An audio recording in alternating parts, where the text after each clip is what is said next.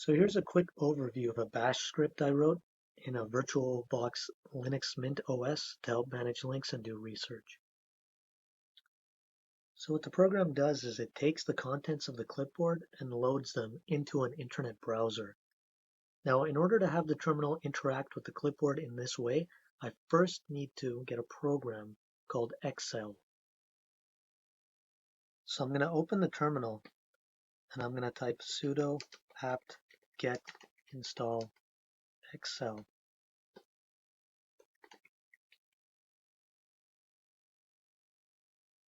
It also helps to have a good clipboard program. In this case, I'm going to be using copy Q. Now let's say I'm listening to some music.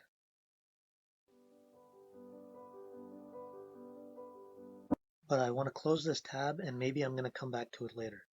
Instead of putting in my bookmarks, I can copy the link, close the tab, and the link will be saved in this clipboard. And in order to relaunch it, I can click this icon that I've set up, which will launch the script to reload the website.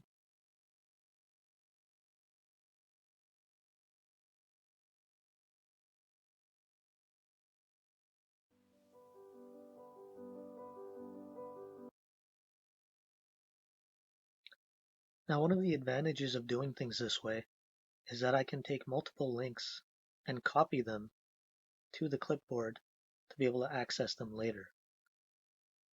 The only issue is that when I copy a link, it doesn't tell me exactly what the link is. So in order to solve this, what I do is I use an add-on, and the add-on is called Link Text and Location Copier.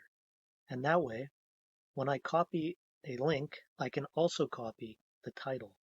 So I will click this to do that. And here I can see the title as well as the link.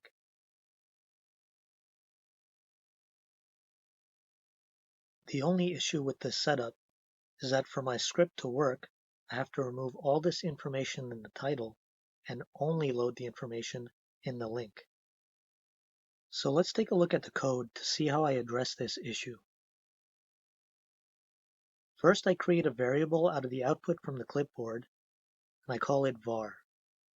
But then in order to eliminate this title, I adjust the variable by removing everything from the left side all the way up to the slashes. After that, I echo that variable to make sure that it has correctly been adjusted, and then I load it in a browser. So let's try loading this in the terminal. That way we can see if we echo the correct information. So this is my script. I'm going to navigate to the desktop. And there it is again. So I'm going to do // and this should load my script as well as perform the task that we've assigned it to. Perfect.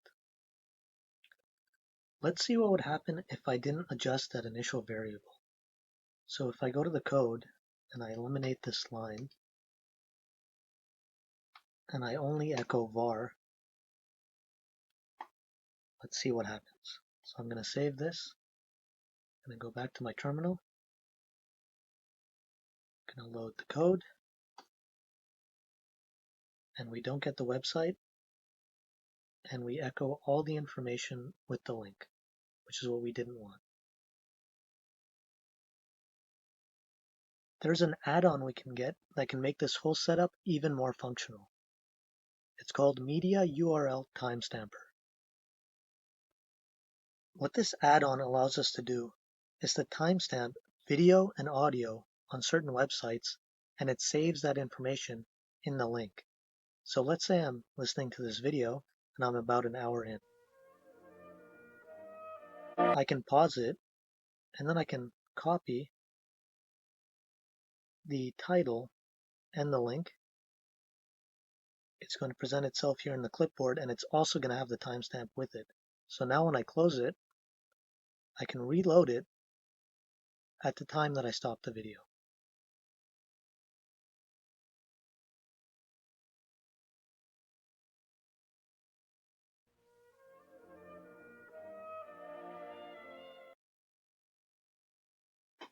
The reason this setup is so useful is because I can take multiple links and load them fairly quickly,